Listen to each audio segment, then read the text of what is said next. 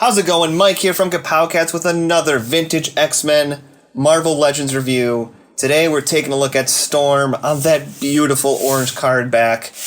I love it so much. I just can't even handle it.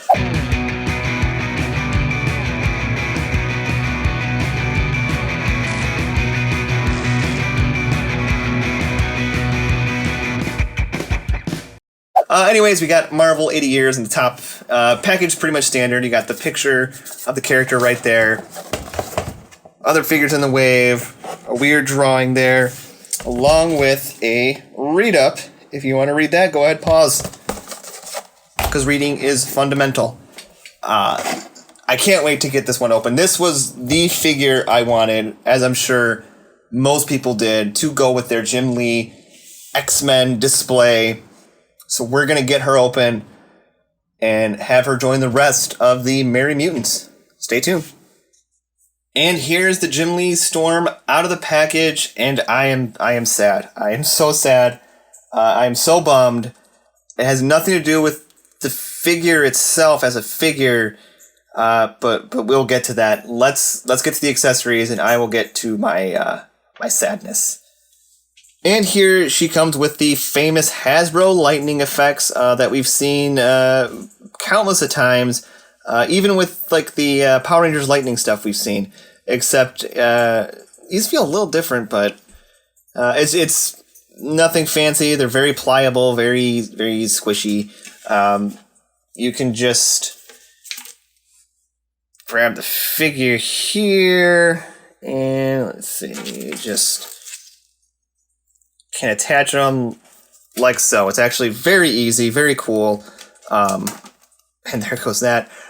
Very fun way to help and try to display Storm's powers, to give her that extra pop, if you will. But let's get to the figure here. So taking a look at the figure here, not bad. Like, I love that face sculpt. That looks so good. The wash here in the hair is awesome. It's very dynamic.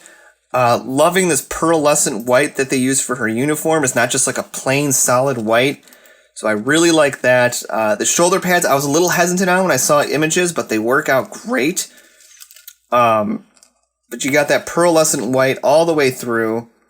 And even like this soft good cape came out wrinkled. I just took a hairdryer to it to kind of smooth out a little bit. So the wrinkles are slowly but surely coming out.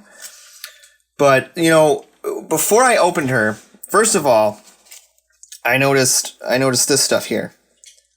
And I'm not one to really get angry about paint, so I was content to just let that slide.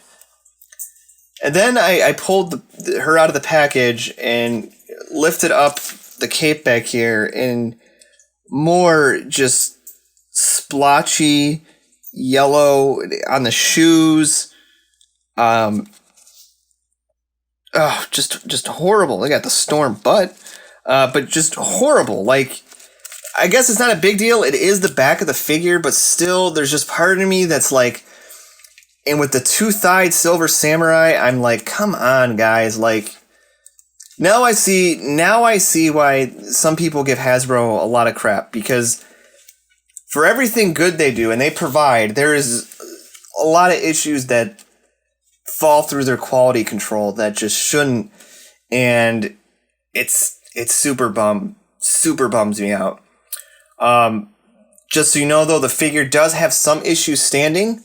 Thank God she doesn't have any heels on like some figures do.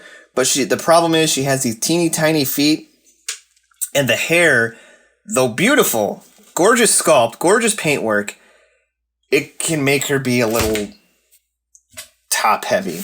So you kind of have to finagle it a bit. I have had success getting her to stand, but you just have to, stay tried and true with patience. I had the same issue with the old Toy Biz Storm as well.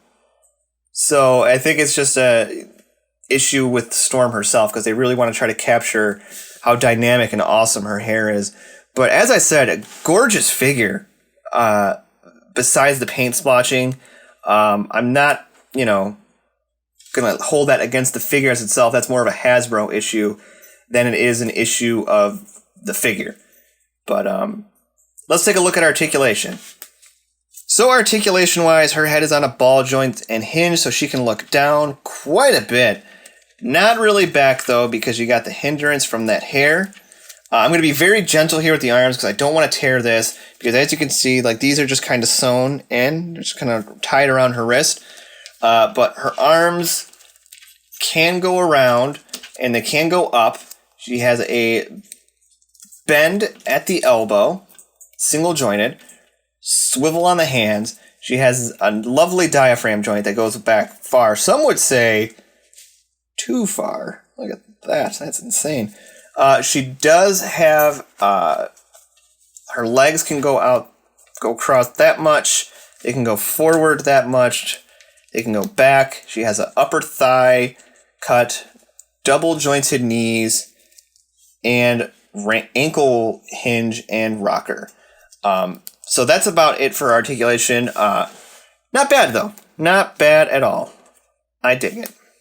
And here is 90s Storm with a couple other 90s characters. We have our Jim Lee Cyclops and brown-suited Wolverine. Once again, I said it in the last video, nerd enjoyment right here. Just so awesome. Love it. And here she is next to a couple other figures from the wave. Iceman and my two-thighed Silver Sammy. I'm surprised Iceman's the only one that came with no issues.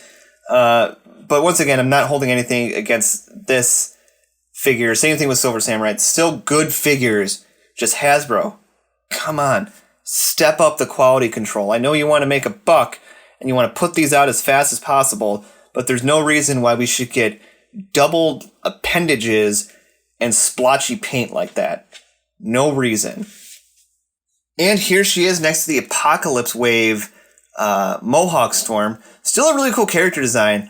I still really dig it, but unfortunately it just doesn't have a place really in my collection now. I'm strictly mostly all 90s characters and 90s stuff.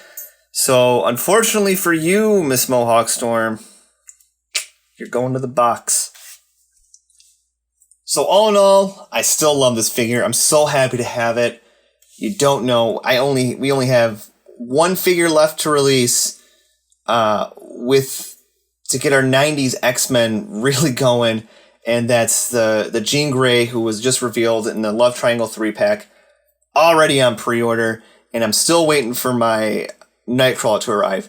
But do not sleep on this figure. Luckily, I contacted Big Bad Toy Store, and they were able to refund me my money for this, and I used it to pre-order another one. So hopefully that one comes out okay. I know, don't cry over splotchy paint, but I was looking so forward to this figure and so bummed when I saw that stuff, and I tried everything to get it off.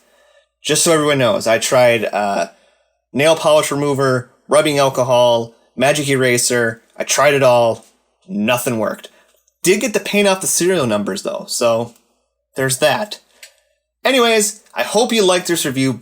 Be sure to click the bell notification to get notified whenever we post new shows, and subscribe, and click like. That helps us videos, and all videos go a very long way. And be sure to check out other great videos we have, such as unboxings, toy huntings, more reviews, and our weekly podcast, Kapowcast, where we talk all things nerdy. Until next time, take care. But, let's get to the accessories, and then I'll